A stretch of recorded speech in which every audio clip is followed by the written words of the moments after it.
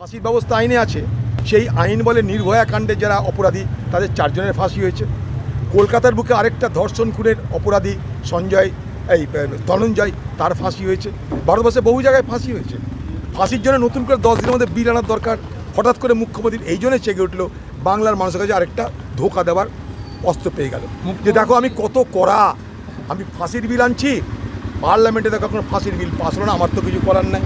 কিন্তু প্রশ্ন হচ্ছে এটা, ভারতবর্ষে যে আইন ব্যবস্থা আছে তাতে ফাঁসির ব্যবস্থা খুব ভালোভাবে দেওয়া আছে, কিন্তু কথা যে ফাঁসি দিতে গেলে আপনাদের প্রমাণ দরকার। দিদি সে প্রমাণটা দেবে না, কিন্তু ফাঁসির আওয়াজ তুলবে। ঘটনার প্রবাহে আমরা আরও জানতে পারছি এই আরজিকর হাসপাতালের সমস্ত যে বড় বড় র্যাকেট, তার মাথায় বাংলার মুখ্যমন্ত্রী মমতা ব্যানার্জির ঘনিষ্ঠ কোন শ্যামাপদ বলে এক ব্যক্তি আছে, যেটা আমাদের বিভিন্নভাবে খবর থেকে আমরা যেটা সংগ্রহ করতে পেরেছি। তা আমাদের ঠিক দেখতে হবে যে শ্যামাপদটা কে, যে বাংলার মুখ্যমন্ত্রীর ঘনিষ্ঠ, তার নেতৃত্বে নাকি তার অঙ্গলের ইশারায় নাকি এই আরজিকরের মতন হাসপাতালে বড় বড় দুর্নীতি হচ্ছে, বড় বড় লুটপাট হচ্ছে, বড় বড় অপরাধ হচ্ছে। অতএব তদন্ত যেখানে গেছে আমরা জানি না, আমরা তো সিবিআইয়ের দায়িত্বে নেই, কিন্তু এই তদন্তের শাখা প্রশাখা দীর্ঘায়িত না করলে এই তদন্তের প্রকৃত তথ্য উদ্ঘাটন এবং সমাপ্তি করাটা কঠিন।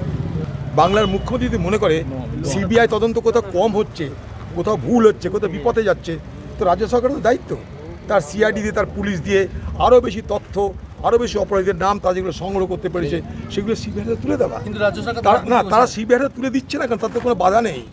তারা কোর্টে দিচ্ছে না, কোর্টের তত্ত্বাবধানে তদন্ত হচ্ছে, তারা কোর্টেই বা দিচ্ছে না কেন? বাংলার মানুষকে বিভ্রান্ত করার জন্য বলছে সিবিআই কিছু করতে পারছে না। এটা নিয়ে রাজনীতি বটে। সিবিআইকে টার্গেট করে নিজের দায় দায়িত্ব থেকে মুক্ত হতে চাইছে। সিবিআই এখন মমতা ব্যানার্জির কাছে নিজেরকে রক্ষা করার একটা হাতিয়ারে রূপান্তরিত হয়েছে। সিবিআইকে টার্গেট করে মমতা ব্যানার্জি নিজের যে দায়িত্ব সেখান থেকে নিজেকে দূরে সরিয়ে আনতে চাইছেন।